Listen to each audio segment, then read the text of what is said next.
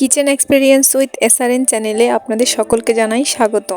আজ আমরা তৈরি করব মুরগির মাংসের কাবাব সম্পূর্ণ ঘরোয়া উপায়ে।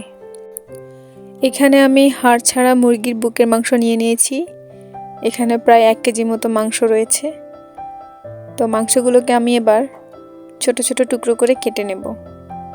যেহেতু মাংসগুলো সিদ্ধ করা হবে তাই সামান্য একটু টুকরো করে নিচ্ছি, যাতে ব্লেন্ডারে ব্লেন্ড করতে সুবিধা হয়। পরবর্তীতে মাংসগুলোকে টুকরো টুকরো করে কেটে আমি সাইডে সরিয়ে রাখছি। এই যে দেখুন, আমার মাংসগুলো কাটা হয়ে গেছে। এবার মাংসগুলোকে আমি সেদ্ধ করতে বসিয়ে দেব। একটা হাঁড়িতে মাংসগুলো দিয়ে দিচ্ছি। এবার দিয়ে দিচ্ছি কয়েক কোয়া রসুন, আর দিচ্ছি 1/4 কাপ পেঁয়াজ কুচি, দিচ্ছি 1 টেবিল চামচ পরিমাণ আদা বাটা।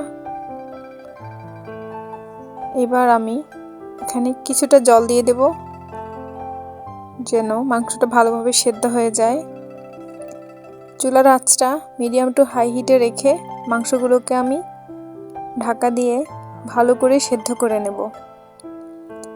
মাংসগুলো ভালোভাবে সেদ্ধ হয়ে গেছে দেখুন। মাংসগুলোতে কালার আনার জন্য আমি কিছুটা হলুদ গুঁড়ো দিয়ে দিচ্ছি, না দিলেও সমস্যা নেই। আমার কাছে সাদা সাদা মনে হচ্ছিল তাই একটু হলুদ গুঁড়ো দিয়ে দিলাম। ভালো করে নেড়েচেড়ে আরও কিছুক্ষণ ভালোভাবে সেদ্ধ করে নেব। যেহেতু মুরগির বুকের মাংস সেদ্ধ করলে একটু নরমও হবে। মাংসগুলোকে আমি জল থেকে ছেঁকে তুলে নিয়েছি। এবার আমি এগুলোকে ব্লেন্ডার জারে দিয়ে একদম শুকনো শুকনো করে ব্লেন্ড করে নেব। যদি ব্লেন্ড করতে সমস্যা হয়, মাংস সেদ্ধ করার যে স্টকটা ছিল সেটাও কিছুটা দিয়ে দিতে পারেন। তারপরে এটাকে ভালো করে ব্লেন্ড করে মাংসগুলোকে পেস্ট বানিয়ে নেব। এই যে দেখুন, আমার মাংসগুলো পেস্ট করা হয়ে গেছে। আমি একটা পাত্রে এগুলোকে বেড়ে নিচ্ছি।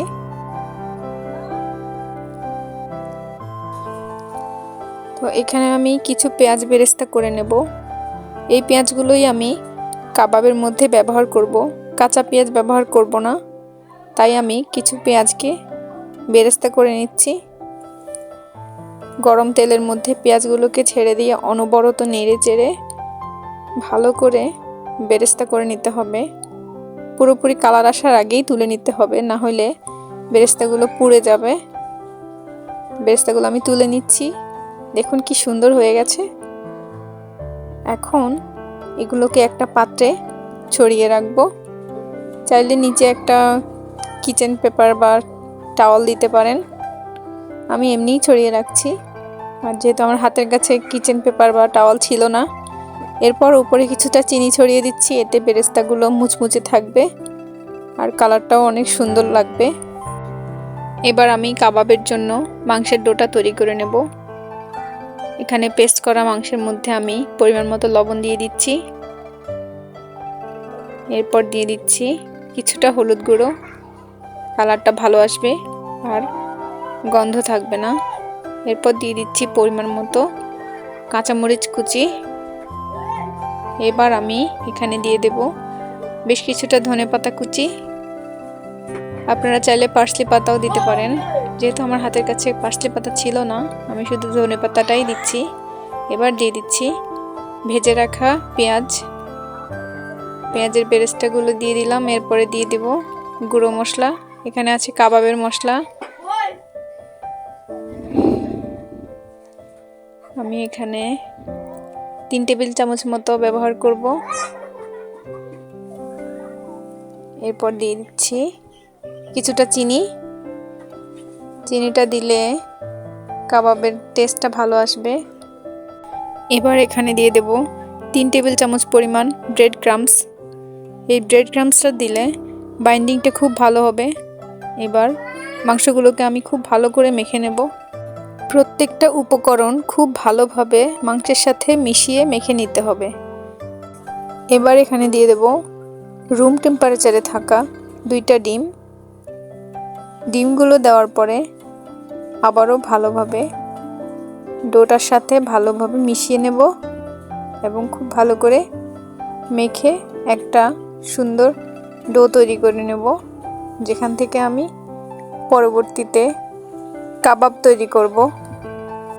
আমার ডোটি মাখা হয়ে গেছে। এবার একটি পাত্রে নিয়ে নিচ্ছি ব্রেড ক্রাম্বস। এই ব্রেড ক্রাম্বসগুলো আমি ঘরেই তৈরি করেছি। এবার আমি মাংস থেকে ছোট ছোট লেচি কেটে কাটলেটের মতো করে শেপ দিয়ে নেব। যেহেতু এটা কাবাব, আপনারা চাইলে গোল গোল শেপও দিতে পারেন। আমি লম্বা লম্বা করে একটু চ্যাপ্টা করে শেপগুলো দিয়ে নিচ্ছি। এরপর এটাকে ব্রেড ক্রাম্বসে ভালোভাবে ডুবিয়ে নেব আর চারপাশ থেকে ভালো করে ব্রেড ক্রাম্বস লাগিয়ে নেব। এভাবে চেপে চেপে ব্রেড ক্রাম্বসগুলো লাগিয়ে দেব।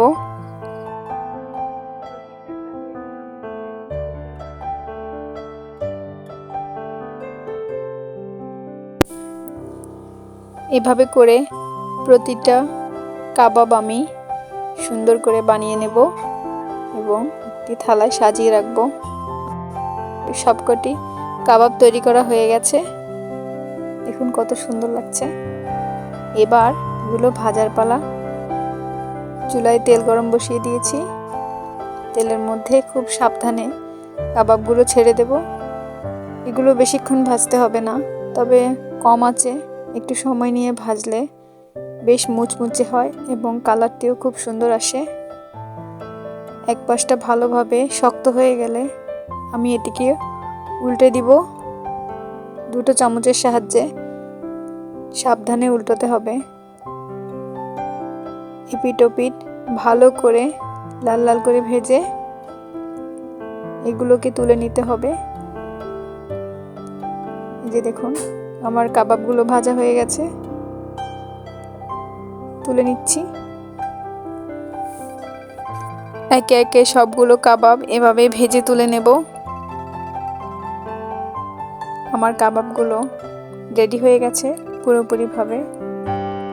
এই কাবাবটি বাসায় একবার হলেও ট্রাই করে দেখবেন, খেতে অসাধারণ লাগে। কাবাবটি আমি পরিবেশন করে নেব। এই কাবাবটি আপনারা নাস্তায় দিতে পারেন, আবার ভাত অথবা পোলাওয়ের সাথেও একেবারে জমে যাবে। Thanks for watching.